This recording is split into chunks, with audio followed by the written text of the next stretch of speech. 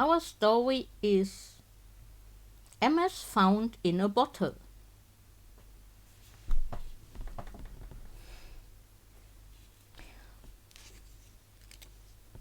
Of my country and of my family I have little to say. Ill usage and length of years have driven me from the one and estranged me from the other. Hereditary wealth afforded me an education of no common order, and a contemplative turn of mind enabled me to methodize the stories which early study diligently garnered up. Beyond all things, the works of the German moralists gave me great delight, not from my ill-advised admiration of their eloquent madness, but from the ease with which my habits of rigid thoughts enabled me to detect their falsities. I have often been reproached with the aridity of my genius. A deficiency of imagination has been imputed to me as a crime, and the Pyrrhonism of my opinions has at all times rendered me notorious. Indeed, a strong relish for physical philosophy has, I fear, tinctured my mind with a very common error of this age. I mean the habit of referring occurrences, even the least susceptible of such reference, to the principles of that science. Upon the whole, no person could be less liable than myself to be led away from the severe precincts of truth by the ignis fatui of the superstition. I have thought proper to premise this much, lest the incredible tale I have to tell should be considered rather the raving of a crude imagination than the positive experience of a mind to which the reveries of fancy have been a dead letter and a nullity. After many years spent in foreign travel, I sailed in the year 18 from the port of Batavia in the rich and populous island of Java on a voyage to the archipelago islands. I went as passenger, having no other inducement than a kind of nervous restlessness which haunted me as a fiend. Our vessel was a beautiful ship of about 400 tons, copper fastened and built at Bombay of Malabar teak. She was freighted with cotton wool and oil from the Lakshadweep Islands. We had also on board qua, jaggery, ghee, coconuts, and a few cases of opium. The stowage was clumsily done, and the vessel consequently crank. We got under way with a mere breath of wind, and for many days stood along the eastern coast of Java without any other incident to beguile the monotony of our course than the occasional meeting with some of the small crabs of the archipelago to which we were bound. One evening, leaning over the taffrail, I observed a very singular isolated cloud to the northwest.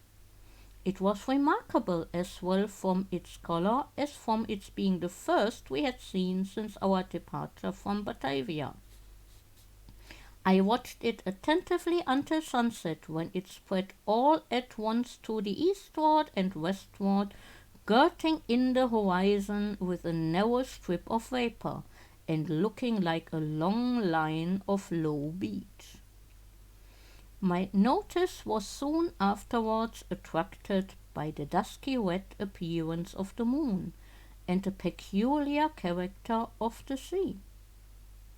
The latter was undergoing a rapid change, and the water seemed more than usually transparent. Although I could distinctly see the bottom, yet, heaving the lead, I found the ship in 15 fathoms.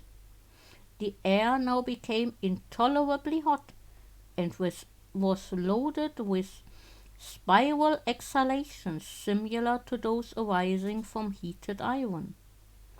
As night came on, every breath of wind died away, and a more entire calm it is impossible to conceive. The flame of a candle burned upon the poop without the least perceptible motion, and a long hair held between the finger and thumb hung without the possibility of detecting a vibration. However, as the captain said he could perceive no indication of danger, and as we were drifting in bodily to shore, he ordered the sails to be furled and the anchor let go. No watch was set, and the crew, consisting principally of Malays, stretched themselves deliberately upon deck. I went below, not without a full presentiment of evil. Indeed, every appearance warranted me in apprehending a simoon. I told the captain of my fears, but he paid no attention to what I said, and left me without deigning to give a reply. My uneasiness, however, prevented me from sleeping, and about midnight I went upon deck. As I placed my foot upon the upper step of the companion ladder, I was startled by a loud humming noise, like that occasioned by the rapid revolution of a mill wheel, and before I could ascertain its meaning, I found the ship quivering to its centre. In the next instant, a wilderness of foam hurled us upon our beam ends, and rushing over us fore and aft, swept the entire decks from stem to stern. The extreme fury of the blast proved, in a great measure, the salvation of the ship. Although completely waterlogged, yet as her masts had gone by the board, she rose after a minute heavily from the sea, and staggering a while beneath the immense pressure of the tempest, finally righted. By what miracle I escaped destruction, it is impossible to say. Stunned by the shock of water, I found myself, upon recovery, jammed in between the stern post and rudder. With great difficulty I regained my feet and looked dizzily around. Was at first struck with the idea of our being among breakers, so terrific beyond the wildest imagination was the whirlpool of mountainous and foaming ocean within which we were engulfed. After a while I heard the voice of an old Swede who had shipped with us at the moment of leaving port. I hallooed to him with all my strength, and presently he came reeling aft. We soon discovered that we were the sole survivors of the accident. All on deck, with the exception of ourselves, had been swept overboard. The captain and mates must have perished while they slept, for the cabins were deluged with water. Without assistance we could expect to do little for the security of the ship, and our exertions were at first paralyzed by the momentary expectation of going down. Our cable had, of course, parted like packthread at the first breath of the hurricane, or we should have been instantaneously overwhelmed. We scuttled with frightful velocity before the sea, and the water made clear breaches over us. The framework of our stern was shattered excessively, and in almost every respect we had received considerable injury. But to our extreme joy we found the pumps unchoked, and that we had made no great shifting of our ballast. The main fury of the blast had already blown over, and we apprehended little danger from the violence of the wind. But we looked forward to its total cessation with dismay, well believing that in our shattered condition we should inevitably perish in the tremendous swell which would ensue. But this very just apprehension seemed by no means likely to be soon verified. For 5 entire days and nights, during which our only subsistence was a small quantity of jaggery procured with great difficulty from the forecastle, the hulk flew at a rate defying computation before rapidly succeeding flaws of wind which, without equalling the first violence of the simoon, were still more terrific than any tempest I had before encountered. Our course for the first 4 days was, with trifling variations, southeast and by south, and we must have run down the coast of New Holland. On the 5th day the cold became extreme, although the wind had hauled round a point more to the northward. The sun arose with a sickly yellow lustre and clambered a very few degrees above the horizon, emitting no decisive light. There were no clouds apparent, yet the wind was upon the increase and blew with a fitful and unsteady fury. About noon, as nearly as we could guess, our attention was again arrested by the appearance of the sun. It gave out no light properly so called, but a dull and sullen glow without reflection, as if all its rays were polarized. Just before sinking within the turgid sea, its central fire suddenly went out, as if hurriedly extinguished by some unaccountable power. It was a dim silver-like rim alone as it rushed down the unfathomable ocean. We waited in vain for the arrival of the 6th day. That day to me has not yet arrived, to the Swede never did arrive. Thenceforward we were enshrouded in pitchy darkness, so that we could not have seen an object at 20 paces from the ship. Eternal night continued to envelop us, all unrelieved by the phosphoric sea brilliance to which we had been accustomed in the tropics. We observed, too, that although the tempest continued to rage with unabated violence, there was no longer to be discovered the usual appearance of surf or foam, which had hitherto attended us.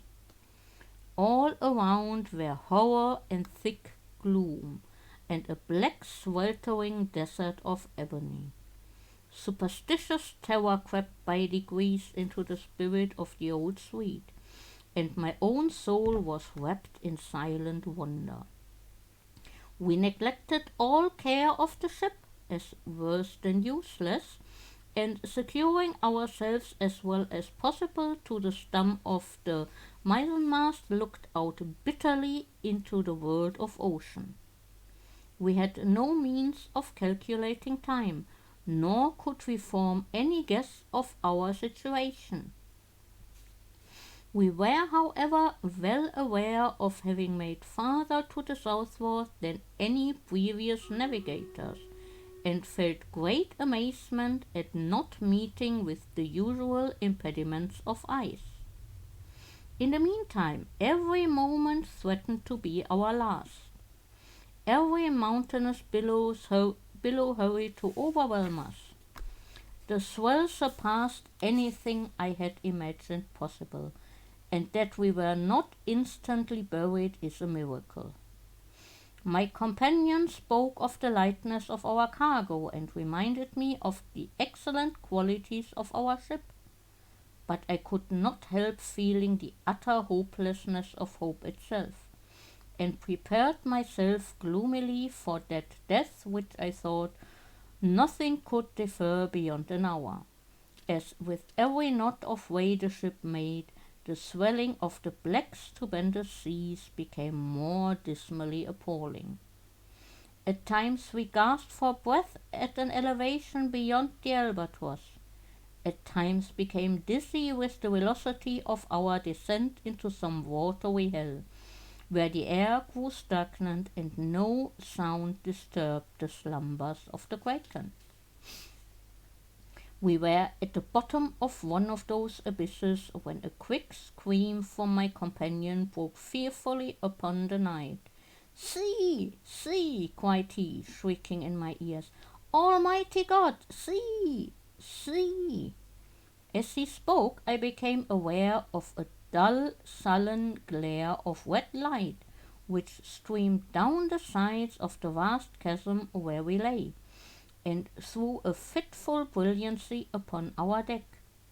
Casting my eyes upwards, I beheld a spectacle which froze the current of my blood.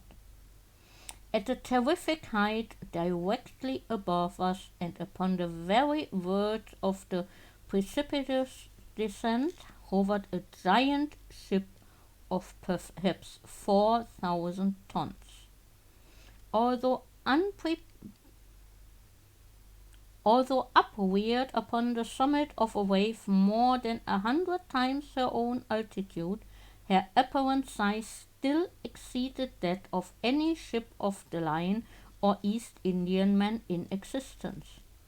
Her huge hull was of a deep, dingy black, unrelieved by any of the customary carvings of a ship. A single row of brass cannon protruded from her open ports, and dashed from the polished surfaces the fires of innumerable battle lanterns which swung to and fro about her rigging. But what mainly inspired us with horror and astonishment was that she bore up under a press of sail in the very teeth of that supernatural sea and of that ungovernable hurricane. When we first discovered her, her bows were alone to be seen, as she rose slowly from the dim and horrible gulf beyond her. For a moment of intense terror she paused upon the giddy pinnacle as if in contemplation of her own sublimity, then trembled and tottered and came down. At this instant I know not what sudden self-possession came over my spirit. Staggering as far aft as I could, I awaited fearlessly the ruin that was to overwhelm. Our own vessel was at length ceasing from her struggles and sinking with her head to the sea. The shock of the descending mass struck her, consequently, in that portion of her frame which was nearly under water, and the inevitable result was to hurl me with irresistible violence upon the rigging of the stranger. As I fell, the ship hove in stays and went about, and to the confusion ensuing I attributed my escape from the notice of the crew. With little difficulty I made my way unperceived to the main hatchway, which was partially open, and soon found an opportunity of secreting myself in the hold. Why I did so I can hardly tell. An indefinite sense of awe which at first sight of the navigators of the ship had taken hold of my mind was perhaps the principle of my concealment. I was unwilling to trust myself with a race of people who had offered, to the cursory glance I had taken, so many points of vague novelty, doubt, and apprehension. I therefore thought proper to contrive a hiding place in the hold. This I did by removing a small portion of the shifting boards in such a manner as to afford me a convenient retreat between the huge timbers of the ship. I had scarcely completed my work when a footstep in the hold first forced me to make use of it. A man passed by my place of concealment with a feeble and unsteady gait. I could not see his face, but had an opportunity of observing his general appearance. There was about it an evidence of great age and infirmity. His knees tottered beneath a load of years, and his entire frame quivered under the burden. He muttered to himself in a low, broken tone some words of a language which I could not understand, and groped in a corner among a pile of singular-looking instruments and decayed charts of navigation. His manner was a wild mixture of the peevishness of second childhood and the solemn dignity of a god. He at length went on deck, and I saw him no more. A feeling for which I have no name has taken possession of my soul, a sensation which will admit of no analysis, to which the lessons of bygone time are inadequate, and for which I fear futurity itself will offer me no key. To a mind constituted like my own, the latter consideration is an evil. I shall never, I know that I shall never, be satisfied with regard to the nature of my conceptions. Yet it is not wonderful that these conceptions are indefinite, since they have their origin in sources so utterly novel. A new sense, a new entity is added to my soul. It is long since I first trod the deck of this terrible ship, and the rays of my destiny are, I think, gathering to a focus. Incomprehensible men, wrapped up in meditations of a kind which I cannot divine, they pass me by unnoticed. Concealment is utter folly on my part, for the people will not see. It is but just now that I passed directly before the eyes of the maid. It was no long while ago that I ventured into the captain's own private cabin, and took thence the materials with which I write, and have written. I shall from time to time continue this journal. It is true that I may not find an opportunity of transmitting it to the world, but I will not fail to make the endeavor. At the last moment I will enclose the message in a bottle and cast it within the sea. An incident has occurred which has given me new room for meditation. Are such things the operation of ungoverned chance? I had ventured upon deck and thrown myself down without attracting any notice, among a pile of rattling stuff and old sails in the bottom of the yawl. While musing upon the singularity of my fate, I unwittingly daubed with a tar brush the edges of a neatly folded studding sail which lay near me on a barrel. The studding sail is now bent upon the ship, and the thoughtless touches of the brush are spread out into the word discovery. I have made my observations lately upon the structure of the vessel. Although well armed, she is not, I think, a ship of war. Her rigging, build, and general equipment all negative a supposition of this kind. What she is not, I can easily perceive. What she is, I fear it is impossible to say. I know not how it is, but in scrutinizing her strange model and singular cast of spars, her huge size and overgrown suits of canvas, her severely simple bow and antiquated stern, there will occasionally flash across my mind a sensation of familiar things, and there is always mixed up with such indistinct shadows of recollection an unaccountable memory of old foreign chronicles and ages long ago. I have been looking at the timbers of the ship. She is built of a material to which I am a stranger. There is a peculiar character about the wood which strikes me as rendering it unfit for the purpose to which it has been applied.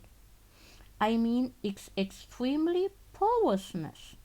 Considered independently of the worm-eaten condition, which is a consequence of navigation in these seas. And apart from the rottenness attendant upon age, it will appear perhaps an observation somewhat over-curious, but this would have every characteristic of Spanish oak, if Spanish oak were distended by any unnatural means. In reading the above sentence, a curious apothegm of an old weather-beaten Dutch navigator comes full upon my recollection. It is as sure, he was wont to say, when any doubt was entertained of his veracity, as sure as there is a sea where the ship itself will grow in bulk like the living body of the seaman. About an hour ago I made bold to trust myself among a group of the crew. They paid me no manner of attention, and although I stood in the very midst of them all, seemed utterly unconscious of my presence. Like the one I had at first seen in the hold, they all bore about them the marks of a hoary old age. Their knees trembled with infirmity, their shoulders were bent double with decrepitude, their shriveled skins rattled in the wind. Their voices were low, tremulous, and broken. Their eyes glistened with the rheum of years, and their grey hair streamed terribly in the tempest. Around them, on every part of the deck, lay scattered mathematical instruments of the most quaint and obsolete construction. I mentioned some time ago the bending of a studding sail. From that period, the ship, being thrown dead off the wind, has continued her terrific course due south, with every wreck of canvas packed upon her, from her truck to her lower studding sail booms, and rolling every moment her top-gallant yard-arms into the most appalling hell of water which it can enter into the mind of men to imagine. I have just left the deck, where I find it impossible to maintain a footing, although the crew seem to experience little inconvenience. It appears to me a miracle of miracles that our enormous bulk is not swallowed up at once and forever. We are surely doomed to hover continually upon the brink of eternity, without taking a final plunge into the abyss.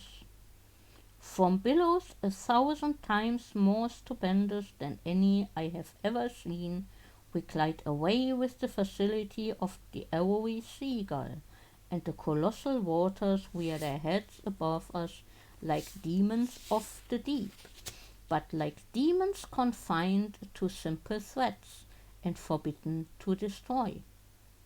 I am led to attribute these frequent escapes to the only natural cause which can account for such effect. I must suppose the ship to be within the influence of some strong current or impetuous undertow.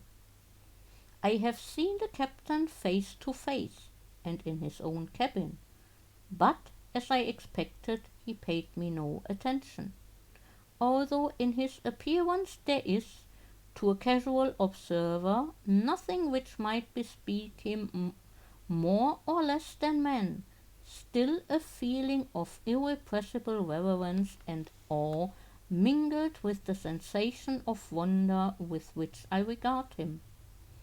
In stature he is nearly my own height, that is above 5 feet 8 inches. He is of a well-knit and compact frame of body, neither robust nor remarkable otherwise, but it is the singularity of the expression which reigns upon the face. It is the intense, the wonderful, the thrilling evidence of old age, so utter, so extreme, which excites within my spirit a sentiment ineffable. His forehead, although little wrinkled, seems to bear upon it the stamp of a myriad of years. His grey hairs are records of the past, and his greyer eyes are sibyls of the future. The cabin floor was thickly strewn with strange iron-clasped folios and mouldering instruments of science, and obsolete long-forgotten charts. His head was bowed upon his hands, and he pored with a fiery, unquiet eye over a paper which I took to be a commission, and which, at all events, bore the signature of a monarch. He muttered to himself, as did the first seaman whom I saw in the hold, some low peevish syllables of a foreign tongue, and although the speaker was close at my elbow, his voice seemed to reach my ears from the distance of a mile. The ship and all in it are imbued with the spirit of Eld. The crew glide to and fro like the ghosts of buried centuries.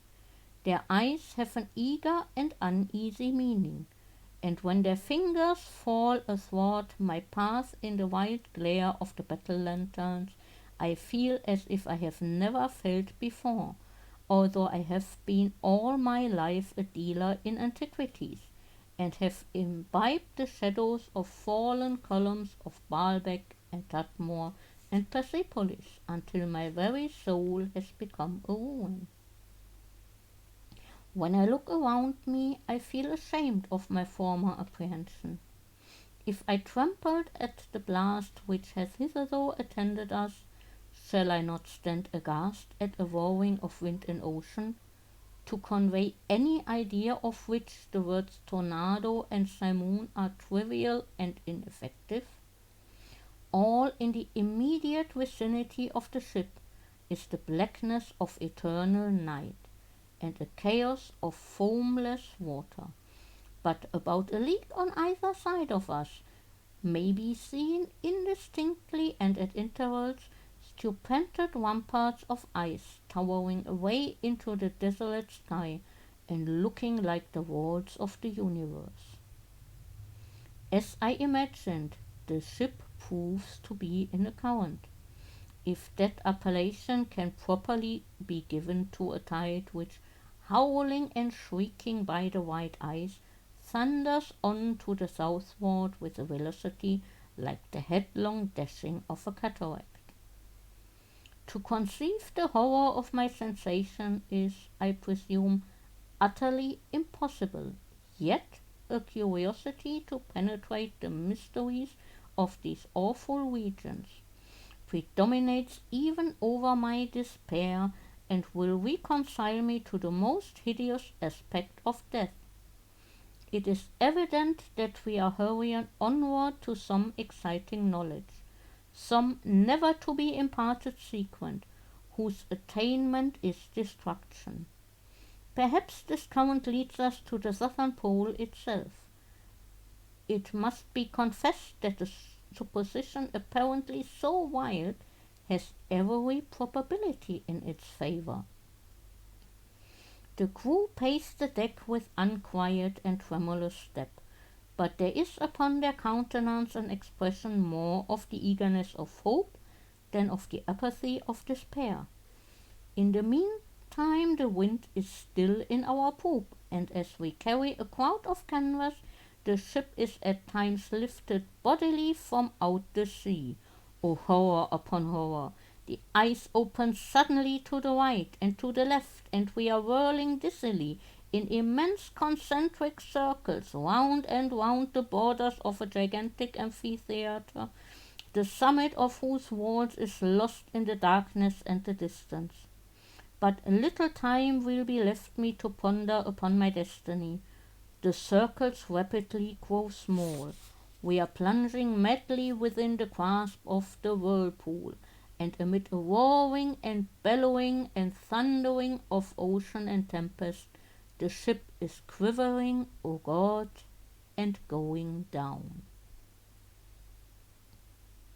Note: the message found in a bottle was originally published in 1831, and it was not until many years afterwards that I became acquainted with the maps of Mercator, in which the ocean is represented as rushing by 4 mouths into the northern polar gulf to be absorbed into the bowels of the earth, the pole itself being represented by a black rock towering to a prodigious height.